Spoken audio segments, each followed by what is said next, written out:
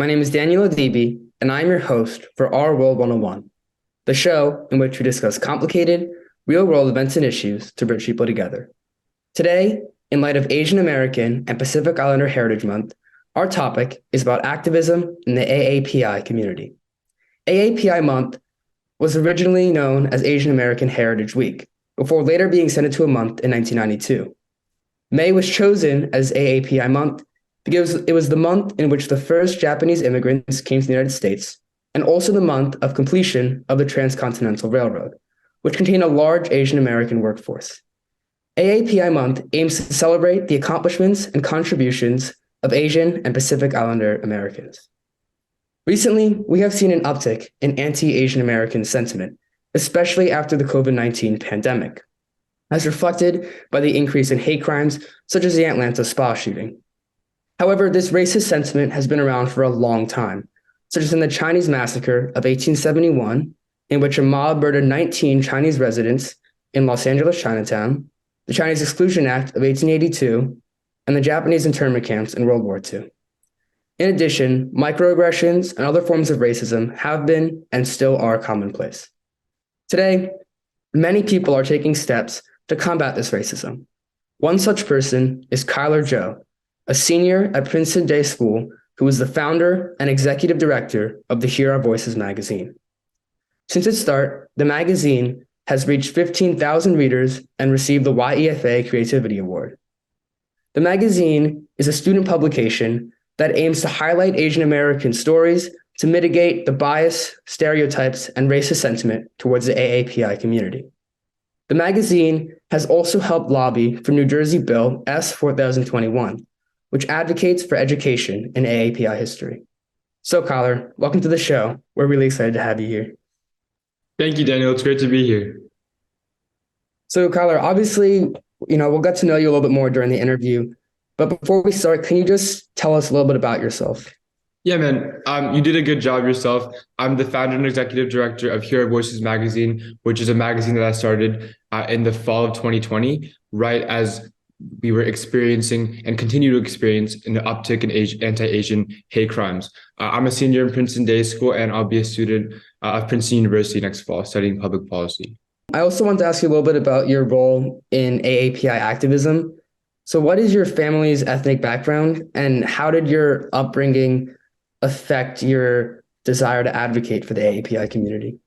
Yeah, so I'm Chinese American. My mom and dad are immigrants from China. And during the COVID pandemic, our family, our extended family, was the victim of some anti-Asian hate crimes. Me, myself, in my school and other places, I've experienced anti-Asian rhetoric, and all of these things have really got me thinking, and I started writing about these experiences that I faced. I remember the March of 2020 when everything first started, everything went in lockdown. We were all very confused. And I took that time of isolation, of privacy to really, tune into my thoughts. I had a black moleskin notebook where I wrote all about my experiences and my thoughts about that. And, that's when I started reading Asian American authors like Helen Zia, and it's really started to tap into that part of my identity. So over time, my own thoughts turned into, articles, and my articles started turning into this, a collection that I started a magazine because of. Yeah. Yeah. I mean, I think, that's awful that you were the recipient of some of that racism, but I think it's also really impressive and really amazing that you're kind of able to turn those experiences and kind of use them to be an activist and, do what you did, which I think is really impressive. So congrats on that. Thank you, Daniel. Can you describe a little bit of the first steps that you took in the founding and the development of the magazine? Yeah. So the magazine was started off just as an idea, right? It was an idea that Asian Americans, as disparate as we can be, can unite under a shared love of writing and art. Right. And this is just an idea in the back of my head throughout the quarantine period. It was it came to me in maybe May of 2020, and I really didn't start to take action until September. Um, I realized that as schools are starting to open, I'm not alone in facing this anti-Asian racism, right? I'm sure that thousands, tens of thousands of other Asian Americans that look like me and who have experienced similar things will be the subject of more bullying in schools and also more confusion about their own identity. And I took that time to start a magazine where I can create a safe space for these Asian Americans who are experiencing similar things as I am to really, have a place of refuge and explore more about their identity through writing and art. So yeah. And was there any role model that you kind of looked up to during the process of creating the magazine? Yeah, I mean, there were people. I can't pinpoint maybe like just one role Yeah. model. There were many people that helped me, um, inspired me to do the work that I'm continuing now. And I really just took that period of quarantine where really, like, let's be honest, people like us, like teenagers, we didn't really have nothing to do other than just to, surf the internet and, have fun, chat with our family. I took that time and I kind of like, got lost in like Wikipedia pages of all the Asian American heroes that I've admired. I've admired like Congressman Andy Kim, who's the first Asian American congressman elected from New Jersey. Like Jeremy Lin, who's a basketball icon that I've looked up to since I was young, and Helen Zia, she's a prolific Asian American and LGBTQ journalist. So I explored their works. I watched Jeremy Lin's highlights, and I really I appreciated the work that Asian American trailblazers have done, and that got me thinking: how can I be a person where in the future generations to come they will look up to me? They will look up to me to serve as a beacon of hope and to serve, as inspiration for what they're going to do. And so, reading about these Asian American stories really helped me to find, what I want to do, and who I want to be. Yeah, I think that's really impressive and inspiring to kind of build off the work of, other important, Asian American figures. And I think it's also really impressive that you want to kind of be that beacon of hope for future generations. So I'm also curious, how did you recruit the writers for your magazine? Yeah, so Here Are Voices magazine started with three people, me and just two close friends, and one of them was going to be a senior in high school, so she was naturally really busy, so she kind of put it off. So it was really a two-person thing in the start. And in the start, how we would recruit writers would, we would just send text, right? Send text. Hey, can you write like an article for a magazine I'm just starting now, right? It was kind of like a favor to ask. And I sent, tens, dozens of these texts. And it started as like a kind of nice thing. But we really started to gain more momentum in the time of the Atlanta spa shootings. People started to pay more attention to Asian American hate crimes and the Asian American community itself. And I think at that time, that was the most desperate time where the Asian American community needed some place of safety and a place of comfort, right? So after that, we really gained a lot of momentum. We started recruiting dozens more writers. We started getting more attention to our work in our social media, and that's how we really gained the momentum. And now we have bi-monthly issues, so we publish every 2 months. We have an issue coming out this Friday, May 26th, our first print edition, and we've been continuing to write more and more articles and attract a larger audience. Yeah, and I know that the goal of your magazine is to kind of combat this racism towards the AAPI community. And I know that you try to highlight certain Asian American stories to kind of achieve that goal. So what kind of stories do you have on your magazine to, reach that goal? Yeah, that's a good question. So our magazine has anywhere from historical pieces, opinion pieces, to poems and personal pieces. We have an array of articles, but they all encapsulate the Asian American experience, right? The Asian American youth experience in particular. people, we have writers of South Asian descent, of Southeast Asian descent, of East Asian descent, and they all have, different things, different cultures that they embrace and different experiences that they have. So we have a full flexibility. We have a range of articles that people write. I think so like recently we've highlighted Asian American excellence in media, which is an industry that has, like, for a long time overlooked Asian American actors and Asian American experiences, and that's been a focus point. Another focus point has been highlighting Asian American figures. We had an edition that was mainly like personal issues. So no, yeah, we have explored different topics from family to media to you know to like experiences in school, basically like everything. Yeah. Yeah. And did you ever face any resistance in your magazine? Like, how did you feel that the community supported you? And did you ever have, you know, did you ever like face any resistance while creating it? Yeah, it's a good question. Yes, I think, yeah, we have faced resistance, as has, you know, every other organization, every other media outlet in particular. But we've also received a lot of support from Asian Americans who, appreciate this work and kind of need this work to show that there are other Asian Americans experiencing the same thing that they have, and to show that there are Asian Americans who are using the sources of writing and art to combat their feelings of confusion with their identity.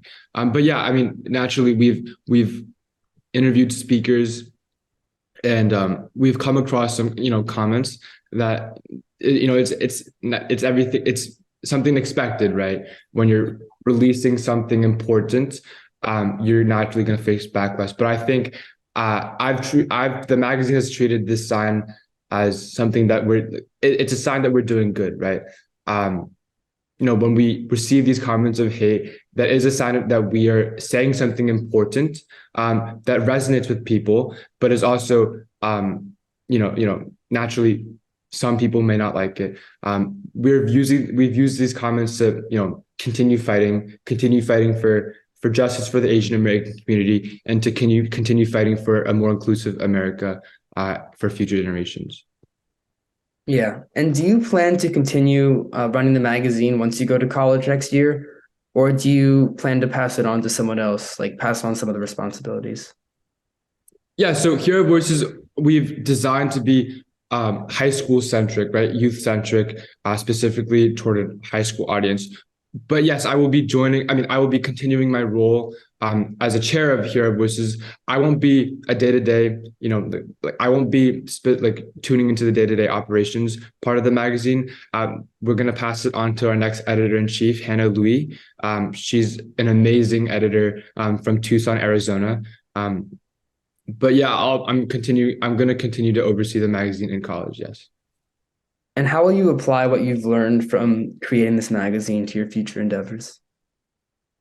Wow, that's a good question. I mean, over the past 2.5, 3 years, right, I've kind of built like a family, right? And it's hard to, it's surprising to say that because, the nature of our magazine is online and our meetings have always been virtual, right? But somehow I've developed relationships that, many of them are my really, really close friends, and many of them I really, really trust a lot. We have writers, as I've mentioned, Hannah's from Arizona, right? And I can call her at any time at night, right? Or any time in the day to talk about, the work that we're doing, or just, reach out to anything personal, right? So the family that I've developed, right, is something that I'm going to cherish for the future. And also, it's helped me as a leader to grow as a leader and to connect with people as a leader, to deal with, comments of hate, and to continue moving forward, navigating our magazine or our organization to success. So yeah, I've taken, a lot of lessons of leadership and a lot of lessons of the importance of family from Hero Voices. Yeah. And I mean, the whole magazine, the whole concept of it, and the fact that you're able to do this as a teenager in quarantine is just so impressive. And I'm glad that you're getting a lot of support and that you're moving forward with it. And um, I really find your goal of, kind of being that inspiration to future generations being like, to be really important and also really inspiring. So I guess I'm wondering also for our viewers, where can they find the Hero Voices magazine so that they can support you? Yeah, so Hero Voices magazine is available at herovoicesmag.com. Our Instagram handle is Hero Voices Mag, and we are releasing a print edition that is available on our website and also in local bookstores around New Jersey. Yeah. All right. Um, I also heard that you received the YEFA Creativity Award. Can you kind of describe that award to us and what it means like to you? Yeah, so the conference we won that award in was the International High School Social Impact Conference. Um, you know, Dozens of organizations from around the world were pitching, their organizations and what they've been doing. So yeah, I mean, the Creativity Award really means, it really was a morale lifter, and it really means a lot to me because, it shows, it's an indicator that my work is not my work is really resonating to people around the world. I remember that time. I'm just reminiscing, that's a time that we really connected with our leadership team and also our writers and artists everyone came to support us. And it shows like the unity of our magazine, and really helped us move forward with better writing, better art, and that's something we've taken for our print edition and for our future. And I also read about your efforts to lobby for New Jersey Bill S 4021, which seeks to increase education in AAPI historical figures and also contributions from AAPI historical figures. So can you describe this bill in a little more detail and your lobbying efforts with this? Yeah, of course. So advocating for Asian American history for like in New Jersey and also other states across America is a focal point that the magazine has steered towards. We think that's the most effective way that we can really combat anti-Asian racism and develop a future that is more inclusive and more welcoming of Asian American people. So Yeah.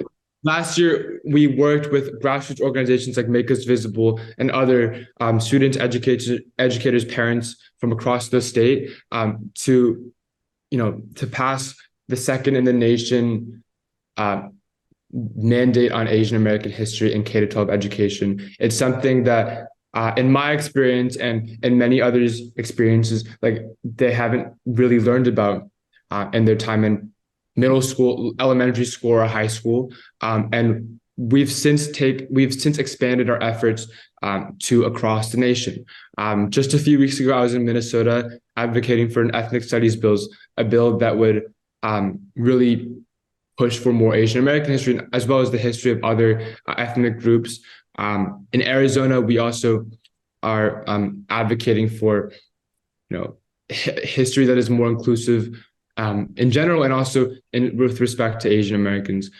So yeah, it's a big project that we've been working on, and we have been working with other organizations like the American Federation of Teachers, Make Us Visible, as I've mentioned, and it's important work that I'm really looking forward to continue in the future. Yeah. And I agree that, being able to teach kids about the contributions of AAPI historical figures is such an important thing that we need today, because I believe that we can't really move forward until we learn about the past and kind of learn about who these people were and what contributions they made. So I really find your work there really important, especially today, and to be really inspiring. What is your opinion on the historical lack of initiative in schools to kind of teach that AAPI history? Yeah, so I'll speak from my personal experience. Um, you know, I remember a specific time in eighth grade. We were learning about. I mean, it was an American history course, and in the page of a textbook, right? It was like maybe like a corner of a page that everybody overlooked about the Chinese Exclusion Act. And just for a little context for the readers, the Chinese Exclusion Act is the first and only bill that excluded a specific ethnic group from the U.S. Right? Was it was extremely xenophobic and discriminatory against Chinese Americans that have, built the transcontinental railroads and have established cultural hubs in America, like Chinatowns across the West Coast, right? And we didn't talk about this, this unit in class, and I was really puzzled, like why would we exclude such a major part of American history in a course that is specifically designed to highlight, the milestones of American history. And that really opened my eyes, right? Throughout my time up like in eighth grade, maybe I was 14, maybe 13, in my 13 years of life, I've never heard of, history about Asian Americans. I didn't know that existed. And so that really, got me thinking how, if people like me, if Asian Americans like me living in an increasingly confusing world do not know that our history exists, do not know that our history is important to America, how can we possibly figure out our own identity? And how can we finally find, our spot where we fit in America? Right. So that's the big issue that I'm trying to tackle, or that the magazine is trying to tackle with more advocacy for Asian American history across the United States and K-12 education. Because if we don't know our history, we don't know who we are right now, and we don't know who we will become. Yeah. Yeah. And I completely agree with you that it's so important, to know about like, our history and everything. And it's funny because I was in the exact same situation as you. Because actually, last year when I was in eighth grade, I also learned about the Chinese Exclusion Act for the first time in school. And when I learned about it, it was actually an English class. It wasn't even in history. And when I heard about it, I thought, how could I have never heard about this before? Like, it's such like to specifically exclude a specific minority from entering the country. I just thought it was crazy that I had never heard about that before. And I completely agree with you with everything that it's so important to know this history so that we can move forward. So, Exactly. And it's just you and I may have like felt the same experiences, but the craziest thing is like tens of thousands of other Asian Americans like us are experiencing the same thing. And that's the issue that we're trying to tackle with Hero Voices, and to make sure that we all know our history and our own backgrounds, and that's how we can really push the needle forward to a more inclusive America. yeah, I completely agree with that. I think all your efforts to educate our generation about our history is so important. So, um, yeah, I really find that all to be very inspiring. So Thank you. congrats on that. What is your goal? I guess, how do you envision the education system in the future for teaching about AAPI history? Yeah, that's a good question. That's also a complicated question. So yeah, I mean, in my ideal world, right? We would see education systems that is inclusive of Asian American and other ethnic groups' histories. That way people can really embrace their culture, and people can embrace their identities and their place in America, right? But the unfortunate reality is that, we can't have, it's a hard process, right? I'm optimistic that this will happen in the future, but as of right now, only a handful of states, have social standards that are inclusive of Asian American history. So if you were to ask me, what this education system would look like in the future, I wouldn't really know, right? But what I do know is that we will continue to be fighting for standards that make sure that Asian American students across the nation know that their history is there and know that their history matters.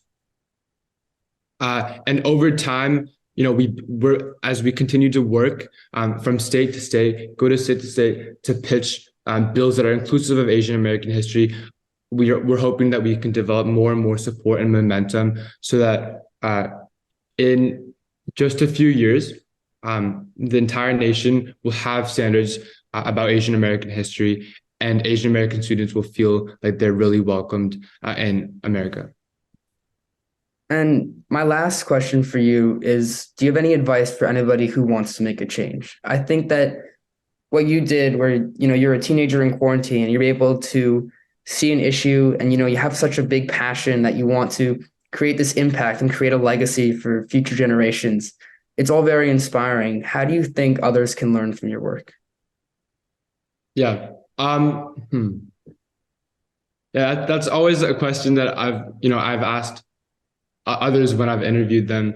But it's this is to be frank, this is the first time I've been interviewed and I've been asked this in front of such a your viewers. But yeah, I think listen, I think as I reflect back on my high school experience as well, right? None of this was forced, right? I don't think high schoolers should be, feel like that they need to make a change, right? They need to make a change, or else their life is purposeless. I think what's most important is that you really take the time to discover yourself, right?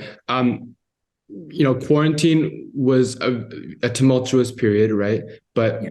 Quarantine, I'm grateful for the time of isolation, of just locking myself in my room and just looking up at the ceiling and just really trying to discover myself, because frankly, I didn't really know myself, who I was back in freshman year, right? I didn't really truly take the time to explore what I'm interested, who I fundamentally am. And I think it's important for other high schoolers to have the same experience, right? Before you try to make a big change in this world, it's important for you to understand who you are and fundamentally who you are, what you stand for, right? Maybe that means reading more books, or maybe that means, talking to more people, right? And once you understand who you are, that will inspire you naturally to make a change and to do, to do what you need to do in this world. But yeah, that's the advice I'd give to high schoolers who are looking to make a change. Yeah, I think that's some really powerful and really useful advice as well. Like, you kind of need to have that self-reflection before you can go and make changes. So thank you for that. Kyler, I really enjoyed talking to you about your work and about Asian American and Pacific Islander activism. Thank you again so much for joining me in this interview, and I wish you the best of luck in all your future endeavors. Thank you so much, Daniel. It's a pleasure to be on this channel. It's a pleasure having you. To all our viewers, I hope you'll join us for our next episode. I'm Daniel Debe, and I'll see you soon.